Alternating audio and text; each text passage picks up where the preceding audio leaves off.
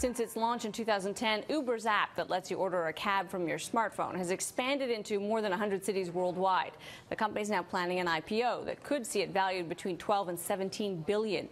But the taxi industry is pushing back, staging protests around the world. Jean-Nicolas Guillemette is the general manager of Uber Montreal. I talked to him earlier and asked how concerned he is about that pushback.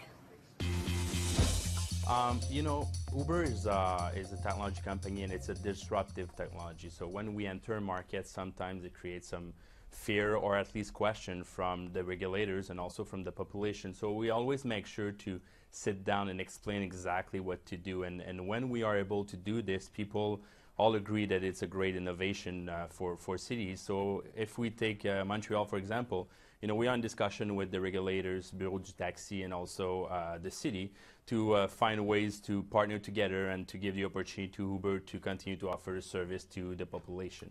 This is one of the key points. You're a technology company, not a transportation company. In Toronto, Halo, a rival sort of offering, did apply for a cab company license. Why did Uber decide that wasn't the way to go, that you're simply a facilitating technology is the way to go?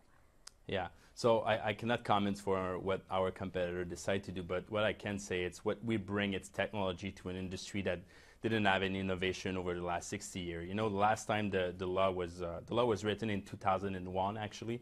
So if you remember well, in 2001 there were no iPhone, no BlackBerry, and the usage of internet was really limited. So what we want to do is to sit down with cities and regulators and find ways to open the market to new company and new technology like we do. Montreal and Toronto want to be a smart city. Montreal put a lot of effort on it, and we want to be part of that smart city. And it's why we want to discuss with them and find ways to continue to offer our service. So have you run into any kind of limitations on what you can do? Obviously, one thing Uber does is make use of vehicles in times when they would not otherwise be used. So it's a very environmentally friendly service. What are kind of the limits on your growth? In Canada right now, there's nothing. You know, the population is really happy that we are here. Our users see a lot of benefit because we offer a simple, efficient, and reliable ride to everybody that want to take a taxi or a black car in Toronto. So we don't have any limitation. And also drivers, you know, our growth is done with drivers and users, but drivers sees a lot of opportunities to increase their revenue with Uber and also a safer environment. I think, you know, the driver all notice that, you know, using Uber is safer because they know exactly who will onboard their taxi. They have their name and their phone number. And also they have a lot of flexibility. So it's going really well on board market, Toronto and Montreal. And tell me about that relationship with the drivers. How does Uber get paid versus how they get paid? Yeah, so what we do is we partner with licensed driver only in Montreal and Toronto. And when they come, we do a full training session. We took a lot of information, so the driver license, and we offer them an iPhone that they can use specifically for the Uber app. And when they connect with a user through the app, we will charge 15% in Montreal for the taxi on the meter. So you still use a taxi meter, so it's the same cost as a normal ride, and we will take that percentage, and the rest will go to the driver. And also we don't touch the tip, so 100% of the tip that a user will leave will go directly to the driver. I mentioned Halo. There are some other rival services that are cropping up here, not surprisingly.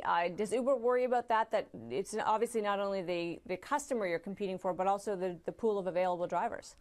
Well, you know, our target and our focus is on driver and user. You know, the competitor, we are happy when there is competition because that proves that there's a market there. And our focus is definitely on drivers. We develop great relationship with our partners. They love the app, they love Uber, they love the way that we build confidence between them and us, and this is really important for us. And for users, you know, Uber is an amazing app. They see all the benefit, all the little technology and features that we add every month on the app, and they appreciate it, so we don't worry about it. All right, and I have to ask you, you've got this pending IPO, valuations as high as $17 billion. In terms of the growth rate of the business, what you've seen, and the margin of profit you can make, is this company worth that much? That's a good question. The investor will decide about it, but there's a lot of growth potential for Uber all around the world. We are now in more than 100 cities. And just to give you an example of how fast we are growing, we opened Montreal last November, so 6 months ago, and Montreal was number 50 in terms of city, and now we are in more than 100 cities. So the growth is really fast, and we look forward to continue to take this opportunity in other products and other cities all around the world, because at the end our goal is to provide a simple and efficient ride to everybody in Canada and around the planet. All right, we've got to leave it there. We appreciate your time today. Thank you very much.